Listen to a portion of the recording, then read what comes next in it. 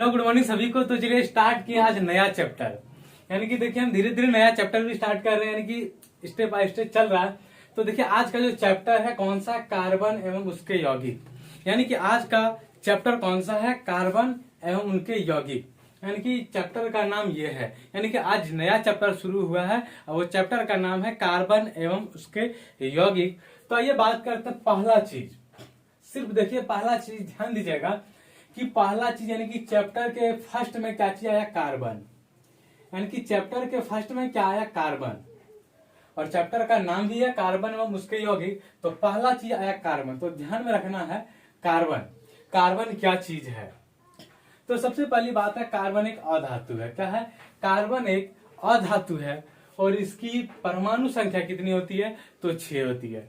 ध्यान दीजिएगा सबसे पहले चैप्टर के स्टार्टिंग में क्या आया, कार्बन। तो सबसे पहली बात क्वेश्चन उठता है कि कार्बन क्या चीज है। तो बात है कि कार्बन एक अधातु है और इसकी परमाणु संख्या कितनी होती है, तो 6 होती है। यानी कि ध्यान सबसे पहली बात, कार्बन एक अधातु होती है और इसकी परमाणु संख्या 6 होती है। आइए बात करते हैं दूसरा। दूसरा क्या है, अपरूपता यानी कि एलोट्रॉपी। क्या है, एलोट्रॉपी। यानी कि पहला चीज क्या है, अपरूपता, एलोट्रॉपी। यानी कि अपरूपता हम किसे कहते हैं, तो अपरूपता वैसे पदार्थ जिनके रासायनिक गुण समान हो एवं भौतिक गुण क्या हो, भिन्न हो, अपरूप कहलाते हैं। ध्यान दीजिएगा जिसका रासायनिक गुण क्या हो, समान और एवं भौतिक गुण भिन्न हो, तो क्या है, अपरूप कहलाते हैं। इसी क्या है, ध्यान दीजिएगा यहाँ पूछ रहा अपरूपता, लेकिन अपरूप हम इसको कहते हैं और इस घटना को अपरूपता कहते हैं। ये जो घटना घटती है इसी घटना को हम अपरूपता कहते हैं। तो ध्यान दीजिएगा वैसे पदार्थ जिनके रासायनिक गुण क्या हो, समान हो एवं भौतिक गुण क्या हो, भिन्न हो, वह अपरूप कहलाता। इस घटना को हम क्या कहते हैं, अपरूपता कहते हैं। तो ध्यान दीजिएगा। तो अपरूपता समझने के बाद बात आती है कि कार्बन के दो मुख्य अपरूप है। कार्बन कितना है, 2 मुख्य अपरूप है। तो सबसे पहली बात इस अपरूप को समझ लिए यहाँ कि अपरूपता किसे कहते हैं, यानी कि क्या हो, रासायनिक गुण समान हो और भौतिक गुण क्या हो, भिन्न हो। तो कार्बन के 2 मुख्य अपरूप कौन कौन सा है, कार्बन के 2 मुख्य अपरूप कौन कौन सा, पहला है हीरा, दूसरा है ग्रेफाइट। पहला क्या है, पहला हीरा, दूसरा है ग्रेफाइट। यानी कि कार्बन का 2 मुख्य अपरूप में से पहला कौन सा, हीरा है, दूसरा है ग्रेफाइट। तो ध्यान दीजिएगा ये बहुत इंपॉर्टेंट पॉइंट है, बहुत इंपॉर्टेंट है। कार्बन के 2 मुख्य अपरूप, यानी कि कभी पूछ सकता है कि कार्बन का अपरूप यानी कि कौन कौन सा अपरूप है, तो पहला हीरा, दूसरा है ग्रेफाइट। पहला क्या है, हीरा, दूसरा है ग्रेफाइट। यानी कि हीरा का अपवर्तनांक। बात आती है पहली चीज हीरा का अपवर्तनांक। पहला चीज क्या आता है, हीरा का अपवर्तनांक। हीरा का अपवर्तनांक होता है 2.417 होता है। क्या होता है, हीरा का अपवर्तनांक 2.41 होता है। यानी कि सामान्यतः कहीं कहीं लिखा हो सकता है 2.42। तो ध्यान में रखना हीरा का अपवर्तनांक कितना होता है, 2.417। कितना होता है, हीरा का अपवर्तनांक 2.417 और सामान्यतः कहीं कहीं हो सकता है 2.42। यानी कि कहीं कहीं ये चीज भी लिखा रहता है, हीरा का अपवर्तनांक कितना होता है, तो 2.42 और कहीं कहीं ये चीज भी। तो ध्यान में रखना दोनों को, ओरिजिनल 2.417 होता और कहीं कहीं डायरेक्ट 2.42 लिखा रहेगा। ये चीज समाप्त होने के बाद बात करते हैं हीरा के प्रमुख गुण। हीरा के प्रमुख गुण, हीरा का क्या गुण है, तो ध्यान दीजिएगा पहला गुण, हीरा का पहला गुण क्या है कि यह ताप एवं विद्युत का क्या होता है, कुचालक होता है। ध्यान दीजिएगा सामान्यतः कार्बन क्या है, अधातु है, इसी का अपरूप है हीरा। तो यह भी क्या होगा, यह भी ताप एवं विद्युत का कुचालक ही होगा क्योंकि ये धातु नहीं है। तो यह ताप एवं विद्युत का कुचालक होता है हीरा। यह दुनिया का सबसे कठोर पदार्थ है, इस पर आम्ल क्षार का कोई प्रभाव नहीं पड़ता है। हीरा क्या है, सबसे पहला गुण क्या है कि यह विद्युत का कुचालक होता है। उसके बाद क्या कहता है कि यह दुनिया का सबसे कठोर पदार्थ क्या है, तो वह है हीरा। यानी कि दुनिया का सबसे कठोर पदार्थ क्या है, हीरा है और इस पर न अम्ल और क्षार का कोई प्रभाव नहीं पड़ता है। आता है तीसरा गुण पर। तीसरा गुण क्या है, इस पर रेडियम से क्या है, इस पर रेडियम से निकलने वाली एक्स किरणों के पड़ने पर यह हरा रंग प्रदर्शित करता है। क्या करता है, हरा रंग प्रदर्शित करता है। ध्यान दीजिएगा तीसरा गुण क्या कहता है, इस पर रेडियम से निकलने वाली एक्स किरणों के पड़ने पर यह हरा रंग प्रदर्शित करता है। चौथा गुण क्या है? शुद्ध हीरा पारदर्शक एवं रंगहीन होता है। क्या होता है? शुद्ध हीरा जो होता है वह पारदर्शक एवं क्या होता है? रंगहीन होता है। ध्यान दीजिएगा, शुद्ध हीरा जो होता है वह पारदर्शक होता है और रंगहीन होता है, यानी कि कलरलेस होता है। आइए पांचवा गुण क्या है कि पांचवा गुण है कुछ हीरा काले होते हैं। ध्यान दीजिएगा, शुद्ध हीरा जो होता है पारदर्शक यानी कि और एवं रंगहीन होता है, लेकिन कुछ हीरा जो होता है वो काले होते हैं जिन्हें बोट कहते हैं। यानी कि काले हीरे को क्या कहते हैं? बोट कहते हैं। या कह सकते हैं कि काला हीरा यह शुद्ध हीरा नहीं है। यानी कि कुछ हीरा काले हैं, इसका मतलब यह अशुद्ध है, जिन्हें क्या कहते हैं? बोट कहते हैं। इसका उपयोग क्या है? शीशा काटने में होता है। यानी कि शीशा काटने के लिए किस चीज का उपयोग किया जाता है? तो शीशा काटने के लिए काले हीरे का उपयोग किया जाता है, जिसको हम बोट कहते हैं। शीशा काटने के लिए किस चीज का उपयोग किया जाता है? तो शीशा काटने के लिए हम काले हीरे का उपयोग करते हैं। आइए बात करते हैं ग्रेफाइट। पहला अपरूप था हीरा, दूसरा अपरूप है ग्रेफाइट। तो बात करते हैं ग्रेफाइट की।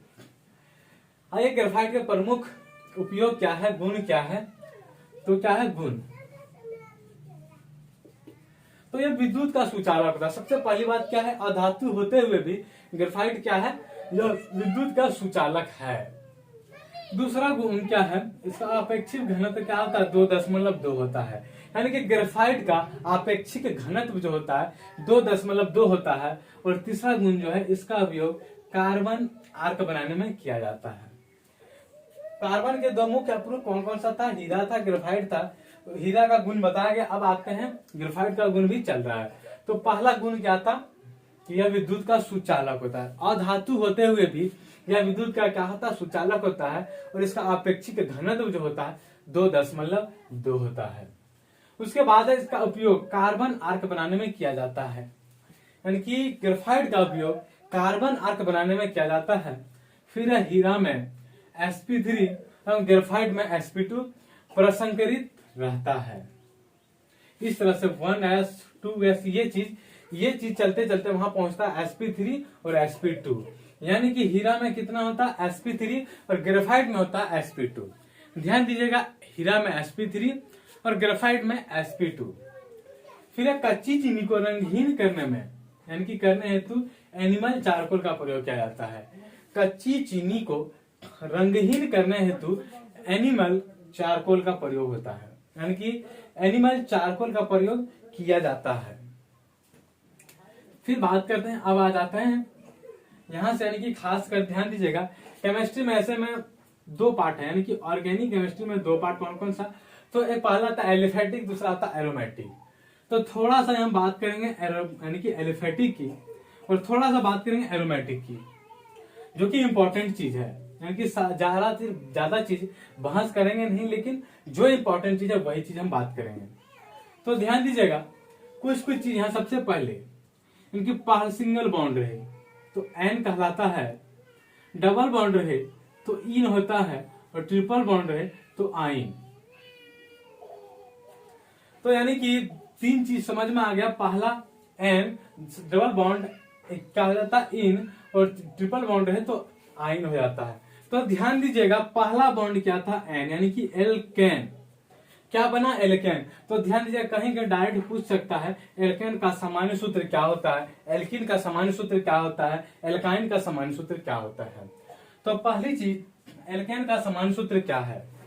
तो एल्केन का सामान्य सूत्र CnH2n+2। एग्जाम्पल के तौर पर लिया गया CH4 यानी कि methane, C2H6 ethane, C3H8 propane, मीथित प्रोब्यूट यानी कि सीधा गया मीथेन, इथेन प्रोपेन, ब्यूटेन, ऐसे चलते रहेगा, propane, butane, pentane, hexane, heptane, ऐसे चलते रहेगा।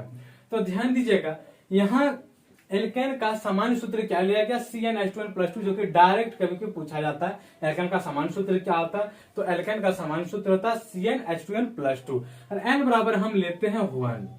n बराबर क्या लेते हैं? 1। तो एग्जाम्पल क्या बन जाता है? C1H2 × 1+2, तो बन जाता CH, 2 एकम 2 + 2 4, तो क्या हो जाता है? CH4 यानी कि मीथेन बन जाता है।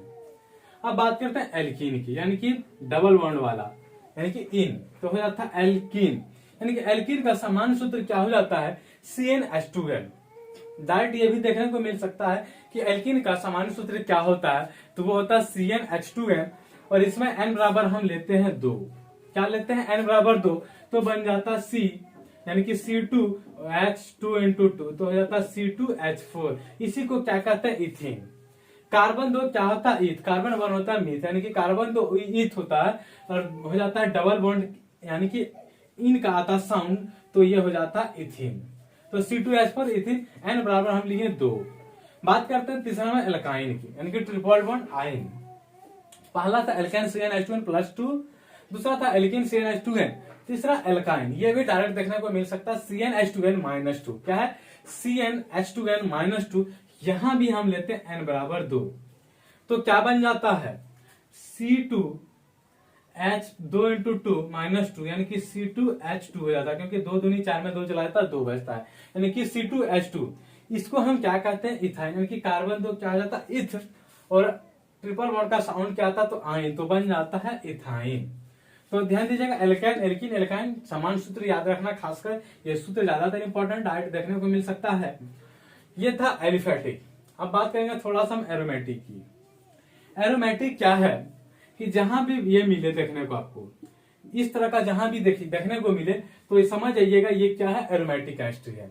ऐसे जहां भी मिले ऐसे, या फिर यहाँ लिखा हुआ है कि इसका सूत्र जो होता है बेंजीन, इसको क्या बोलते हैं, बेंजीन बोलते हैं। इस चीज को बोलते हैं बेंजीन, यानी कि बेंजीन का सूत्र जो होता है C6H6। और मैं यानी कि इस तरह भी जहां देखने को मिल सकता तो वो है बेंजीन, और कभी भी अल्टरनेटिव बॉन्ड जो होता है वह भी है बेंजीन। यानी कि C6H6 को बेंजीन कह सकते हैं, इसको भी बेंजीन कह सकते हैं, इसको भी हम बेंजीन कह सकते हैं। तो ध्यान दीजिएगा, एरोमेटिक केमिस्ट्री में बेंजीन का सूत्र C6H6, या फिर इस तरह, या फिर अल्टरनेटिव बॉन्ड उस तरह से। आइए बात करते हैं लास्ट पॉइंट जो बचा है।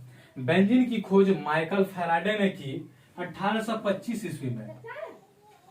बेंजीन की खोज माइकल फैराडे ने की 1825 ईस्वी में। पहले इसका नाम क्या था, बाइकार्बोनेट ऑफ हाइड्रोजन, लेकिन बाद में क्या बन गया, बेंजीन। तो बेंजीन की खोज कब हुआ, तो 1825 ईस्वी में किसने की, तो माइकल फैराडे ने। इसका पुराना नाम क्या था, बाइकार्बोनेट ऑफ हाइड्रोजन। क्या है, यानी कि बेंजीन का पुराना नाम क्या है, बाइकार्बोनेट ऑफ हाइड्रोजन, और अब ये बन गया क्या, तो बेंजीन। तो इसी के साथ थैंक यू, फिर मिलेंगे नेक्स्ट क्लास में।